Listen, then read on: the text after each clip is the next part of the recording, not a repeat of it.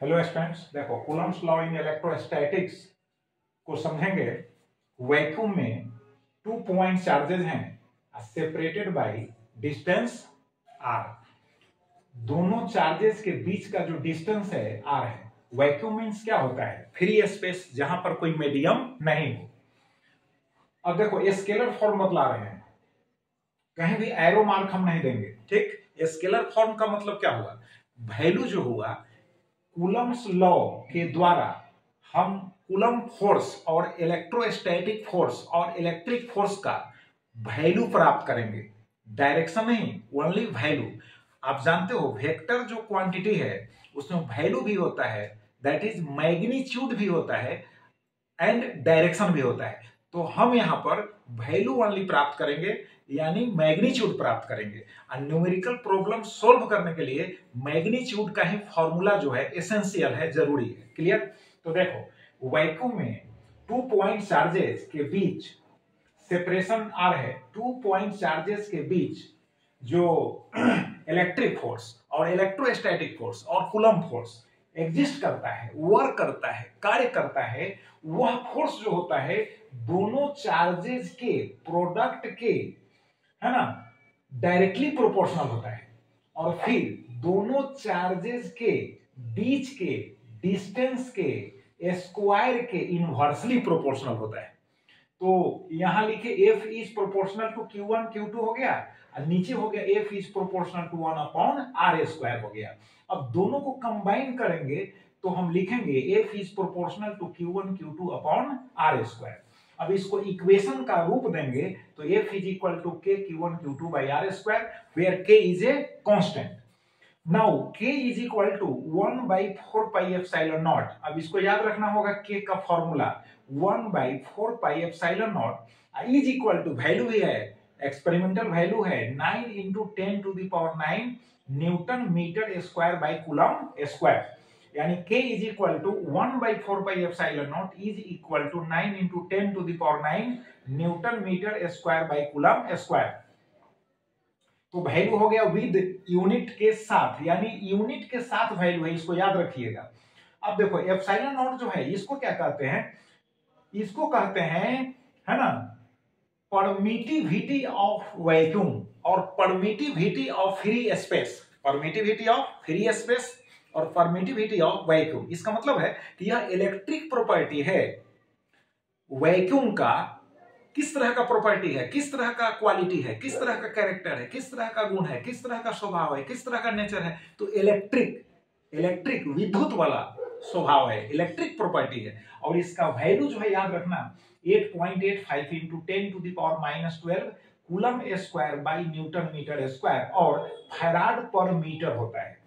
दोनों यूनिट्स जो है याद रखिए, coulomb square by newton metre square और फिर farad per metre. Farad per metre भी याद रखिए, आगे पढ़िएगा फैराड क्या है। ऐसे सिंपली जो है आपको हम समझा रहे हैं, कैपेसिटी का यूनिट जो होता है फैराड होता है। कैपेसिटी का यूनिट क्या होता है? फैराड होता है। ये तो क्लियर हो गया। अब वैक्यूम में क्या होगा?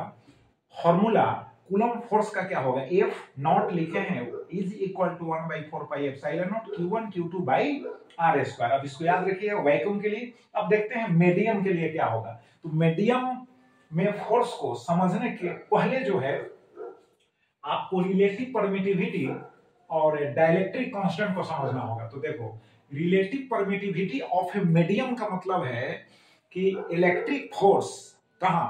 इन वैक्यूम डिवाइडेड बाई होगा electric force in a medium. अब इसी को हम कहते हैं, क्या कहते हैं? Relative permittivity. तो एप्सिलॉन आर से लिखेंगे F नॉट बाई Fn। यह हो गया इलेक्ट्रिक फोर्स कहां? वैक्यूम में, फ्री स्पेस में जहां कोई मीडियम नहीं है। और नीचे जो है ना, कहां का फोर्स है? तो मीडियम का फोर्स, यानी मीडियम में जो फोर्स है चार्जेस के बीच में वह Fm है। अब भाई, है ना, फोर्स का एक्सप्रेशन हम लिखे हैं, है ना, तो फोर्स का एक्सप्रेशन यहां भी लिखेंगे, यहां भी, नीचे भी लिखेंगे। तो सोल्व करेंगे तो आएगा epsilon by epsilon not. Clear? तो एप्सिलॉन बाई एप्सिलॉन नॉट आएगा तो क्रॉस मल्टीप्लाई कर दो, है ना, तो क्या हो जाएगा? Epsilon is equal to epsilon R into होगा एप्सिलॉन नॉट। तो epsilon is equal to epsilon R into epsilon naught. अब देखो सिमिलर क्वांटिटी है डाइलेक्ट्रिक कांस्टेंट, इसको समझो, डाइलेक्ट्रिक कांस्टेंट, डाइलेक्ट्रिक कांस्टेंट कभी कभी पूछ देता है डिफिनीशन, समझे ना, डाइलेक्ट्रिक कांस्टेंट का तो सेम डिफिनीशन है, यानी electric force in vacuum divided by electric force in medium, electric force in vacuum or divided by electric force in a medium, बात समझ गया, इज कॉल्ड, सिंपल है, is called dielectric constant of that medium, उस medium का dielectric constant कहलाएगा, similar है definitions. तो फिर उसी तरह से एप्सिलॉन बाय एप्सिलॉन नॉट आएगा। अब इसको हम के से इंडिकेट करते हैं, ठीक है, कैपिटल लेटर के, तो एप्सिलॉन इज इक्वल टू के इनटू हो जाएगा एप्सिलॉन नॉट। अब चलो कुछ बात यहां याद रखना है, फॉर एयर ऑब्जेक्टिव क्वेश्चन में है ना पूछता है K is equal to 1 for air, just a minute, K is equal to 1 for air, K is equal to 1 for water, K is equal to 80, for metals जो होता है K is equal to infinity. अब देखो now coulomb force जो होगा इन a medium क्या लिखेंगे, तो F M is equal to 1/4 pi epsilon, medium के लिए यहाँ एम लगाना जरूरी नहीं है, 1/4 पाई एप्सिलॉन है ना, Q1 Q2 upon R square होगा, ठीक।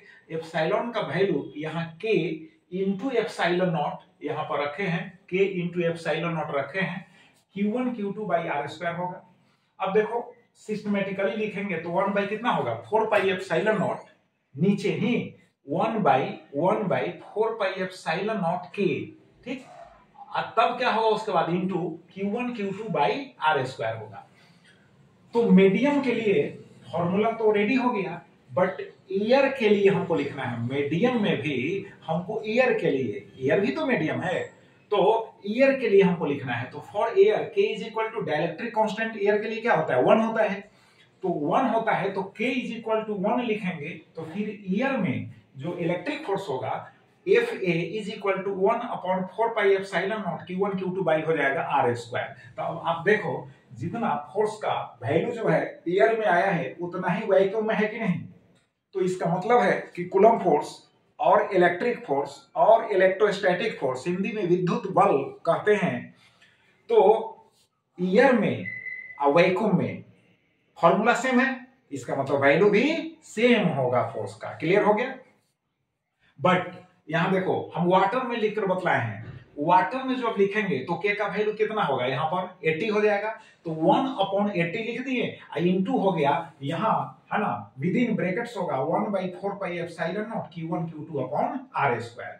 अब यह जो है एयर का वैल्यू है और वैक्यूम का भी वैल्यू हो सकता है, एयर वैक्यूम में सेम ही तो फॉर्मूला है, सेम ही तो वैल्यू होगा, तो यहाँ पर एफ नॉट लिख दिए, सपोज करो वैक्यूम में है चाहे एयर में है, एफ नॉट डिवाइडेड बाई हो जाएगा, तो इसका मतलब है कि वैक्यूम में अगर 160 न्यूटन होगा, चाहे एयर में 160 न्यूटन होगा, 2 पॉइंट चार्जेस के बीच में इलेक्ट्रिक फोर्स का वैल्यू 160 न्यूटन होगा, क्लियर।